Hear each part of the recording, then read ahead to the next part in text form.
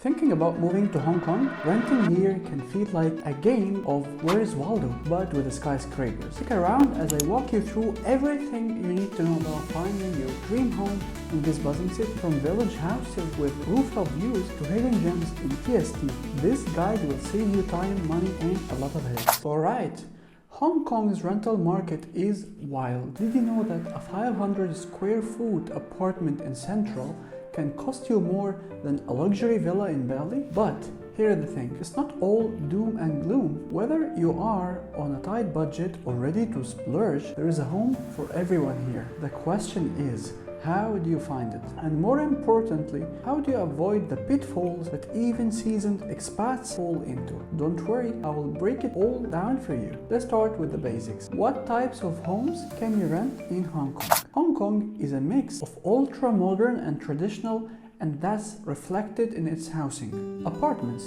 These are your standard high-rise buildings, ranging from tiny studios to spacious 3 bedrooms, perfect if you want to be in the heart of the city, and rent can range from 10,000 to 40,000 and plus Hong Kong dollars, depending on the size and location. Subdivided units. These are smaller, often budget-friendly spaces carved out of larger apartments. They are popular among students and young professionals, with rents as low as 3,000, 5,000 Hong Kong dollars in areas like TST or Mong Kok. But be cautious, some can be questionable. Village houses. Want a quieter life? Check out village houses in the new territories or outlying islands such as Lama or Lantau. They are low-rise, often with a garden and sometimes even rooftops of big terraces. You can find spaces as big as 500 square feet or more for 6,000 Hong Kong dollar and up. And if you want a garden, you can find this too. And the higher the price you go, the bigger the space and the more luxurious house you will find. Private estates. These are often luxury apartments with amenities like clubhouses, gyms, pools, and other stuff. Expect a bit of premium here, and the rent can range from 10,000, 15,000 in new territories and way up in some places like Central or mid-level, sometimes even 50,000 or more. Tong and Western style buildings. These are the charming old buildings you will see in the neighborhoods like Sheung or Ying. Some have been renovated for modern use, others are still a little rustic. It's a balance between character and convenience. Stand-alone buildings. These are rare but do exist. Think small independent houses or buildings with just a few units. Share rentals. They are perfect for students or young professionals on a budget. You will share the space with others, but it's a great way to save money. Short-term rentals. Ideal if you're not planning to stay long. You can find these on some platforms or through local agents. And pro tip, always visit the property in person before signing anything, because photos can be very deceiving. Now, before you start choosing, you need to consider transportation, because getting from A to B in Hong Kong can be as complicated as a game of chess. But don't worry, I've got you covered. MTR system. Hong Kong's MTR is super efficient. For students at PolyU, look anywhere along the East Rail line, such as Tai Wo, Tai Po, Cha Tin, or the Twin Mun line, such as Yuen Long, Tin Shu Wai, and so on, if you don't mind a longer commute, such as like 1 hour, as you will find bigger spaces at cheaper prices. But if you don't mind small spaces and you care most about the location, then stick to TST, Tsim Sha Tsui, Mong Kok, and Jordan. For HKUST students, you might consider areas like Sai Kung, Hang Hao, or Pulang, because these are closer to campus and offer a mix of village houses and apartments. For CUHK students, the Chinese University of Hong Kong, look at areas like Tai Po, Sha Tin, or Futan.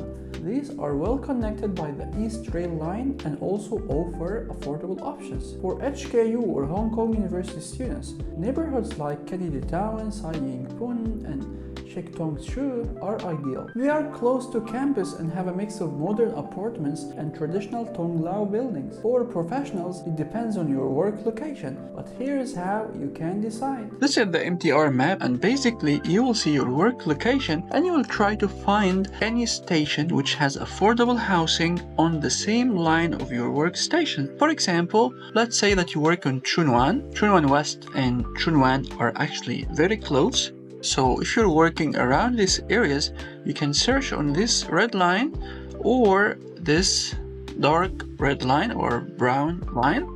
So Yulong, Longbing, Tinshuai, these are affordable, and you can also search for village houses beside these areas. They will even be more affordable. If you are willing to pay more for the location and distance, you can then search in Chunwan. It has very good housing options with not very expensive prices. Let's say that you work in Tong. If you work here, it will be very hard for you to live, for example, in Yulong, right? Because it's too far. So what you're gonna do is search in Tong itself, or search anywhere in the green line, or in this line near this intersection. So it will be easy for you to go. And this is the game. Very simply, you check the lines on the MTR because MTR is the most efficient way of transportation in Hong Kong. That's why when you decide, you have to really consider it. Of course, MTR is not the only way of transportation. You have minibuses, green buses,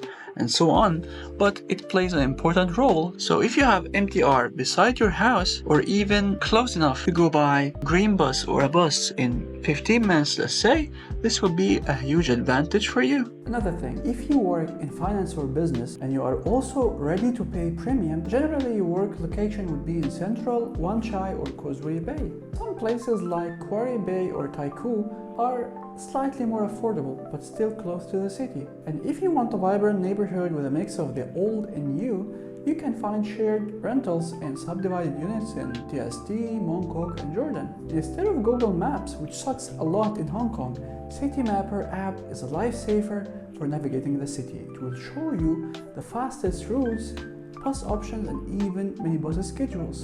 And yes, minibuses or the green buses are a unique Hong Kong experience. They are faster than the buses but can be a bit chaotic, and it's perfect for reaching remote village houses or some places in the outlying islands. Mentioning the outlying islands and village houses, this is perfect for you if you're looking for something extra special. If you want to have a quiet escape from the hustle, check the village houses in these places like Yulong village houses, Tai Po or Tai Wu, because these areas are less crowded and offer more spaces, and generally they are more affordable than the city center. The best part, some of these village houses even come with rooftop terraces or gardens. It's perfect if you like outdoor spaces. And yes, it's possible to find something for as little as 6,500 Hong Kong dollars a month, but of course it might be so far or not very new or small. So the higher you pay, the better option you might get. Plus, many of these areas are only a short ferry ride away from Central or around an hour commute from your work or university to your house in the new territories. But the only trade-off, you will have to take the ferry or a minibus, but this is a unique Hong Kong experience.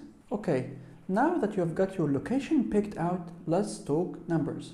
Deposit is typically 2-month rent. Make sure you get a receipt. The agent fees usually have a month's rent for apartments and 1 month's rent for village houses. Rent-free period. Many landlords offer a rent-free period, usually 1 or 2 weeks for moving or renovations. Don't be afraid to ask for more. Let's also understand lease terms and contracts. Generally, most leases in Hong Kong are 2 years, with a break clause after 12 months. Make sure you understand the terms before signing anything. Some landlords may increase rent upon renewal. Negotiate this upfront if possible. Also, check the penalties for breaking the lease early. Some contracts allow it with a notice period, like 2 or 3 months. And for the websites and agents, use websites like 28 House, Spacious, or House 730, or Square Foot and so on to browse listings. Also, agents can be helpful, such as Sentanet, Midland, or local agents. Now, found a place you like? Great! Here is how to view it and secure it. First, you have to inspect everything. Check for mold, water pressure, and noise levels. You don't want to discover a leaky pipe at midnight. Ask questions like, how old is the building? What is the internet like? What about management fees? And so on. And don't be afraid to ask for a lower rent or longer rent-free period. Worst case scenario, they would say no. Also, contracts can be tricky. If you are unsure about anything, have a friend or a lawyer to take a look. Let me say, Hong Kong has its own set of tenant rights, which can be crucial to know, especially for those unfamiliar with the local laws. So, for example, you will pay 2 months deposit as we mentioned, right? Landlords have to return it within a reasonable time frame after the lease ends, and it's important to have the evidence of the apartment's conditions before you enter and after you leave. Also, tenants should know the standard contract durations, usually 1 to 2 years, and any penalties if they break the lease early.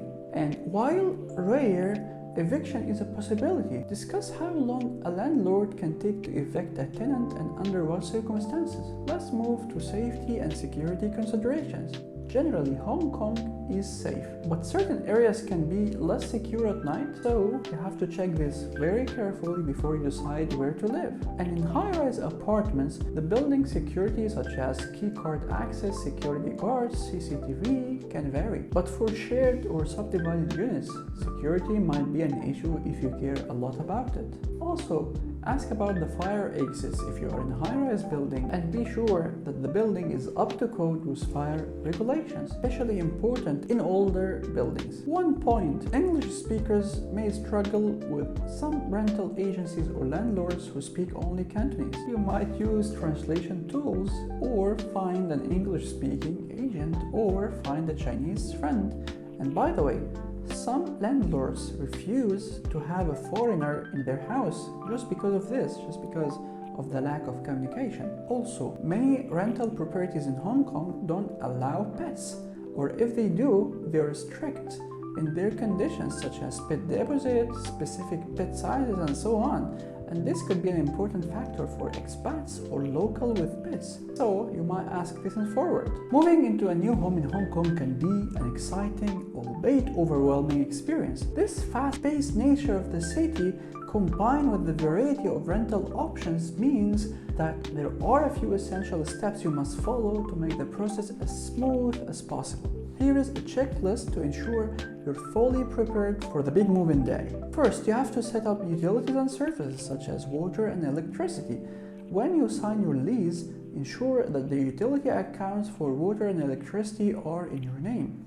The landlord or the agent may help with the paperwork, but sometimes you need to go directly to the utility provider. Be sure to check the meter readings on move-in day and take note of them to avoid overcharges. Secondly, internet. Many apartments, or actually most of them, may not come with internet or cable services. So arrange these services ahead of time, especially for fiber optic broadband, which can take many days to set up. Hong Kong has a variety of internet service providers, and some areas might be limited to certain types of connections. So check which ones are actually offering this service to your house, especially if you live in a village house. If applicable, gas, because some houses don't use gas at all. They use electricity for the water heating and also cooking. So if you need a gas account, check how to set up with your provider. Also, I have to remind you, even though you did a walkthrough before signing the lease, do another inspection before moving in. Take photos or videos of the conditions of the apartment, particularly any pre-existing damages such as scratches, stains, etc. This helps protect your deposit later. And also check all the appliances if they are working in order, such as ACs and so on. Coming to furniture and home goods. Depending on whether your apartment is furnished or not, you might need to shop for essentials. Carousel application and Taobao application are common places to buy furniture, But Hong Kong also has a thriving second-hand market for furniture, especially in expat communities, and you can find a lot of them on Facebook, for example. Before moving in your things, it's always a good idea to do a thorough cleaning, especially in older units. Consider hiring a local cleaning service if you want to save time and ensure everything is spotless. Hong Kong's neighborhoods tend to be tight-knit, especially in places like village houses or older buildings. A simple hello can go a long way to making connections with your neighbors. It's especially helpful in case you have any questions about the area or need a bit of advice on local services. Warning: be wary of listings that seem too good to be true. Always verify the landlord's identity and ownership of the property. This is a good way to avoid scams. And now let's talk about social and community vibes. You know, Hong Kong is a vibrant city with a blend of cultures, traditions, and modern conveniences. The social and community atmosphere of your neighborhood will play a big part in how you enjoy your life here. Depending on where you rent, you will find very different vibes, from ultra-modern, expat-focused districts to quieter, more local areas.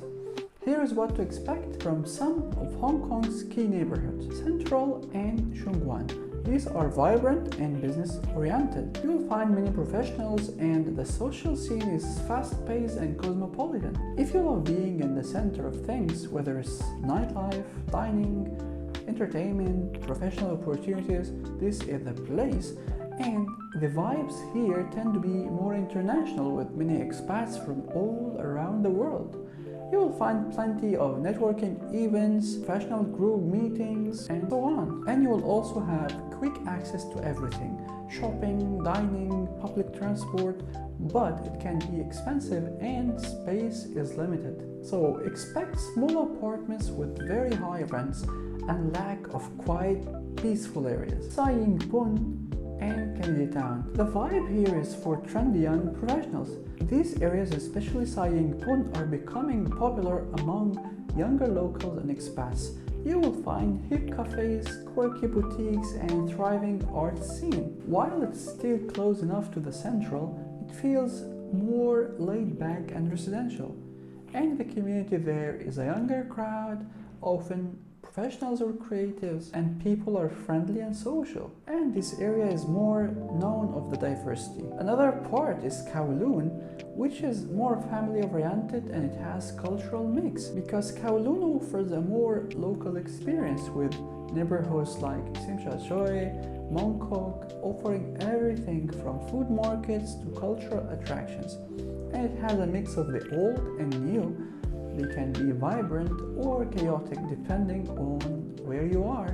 Kowloon has a large local population, but you will find also some expats living in such areas. And the community vibe is more down to earth and diverse, with a mix of families, young professionals, and older generations. And if you're seeking a quieter and more peaceful atmosphere, the village houses in new territories or Llama Island and other islands are perfect for you. Pace of life is slower, and you are surrounded by nature and more open spaces. And these areas attract families, retirees, and those seeking a quieter life. You may find yourself a part of more local community, especially in the villages.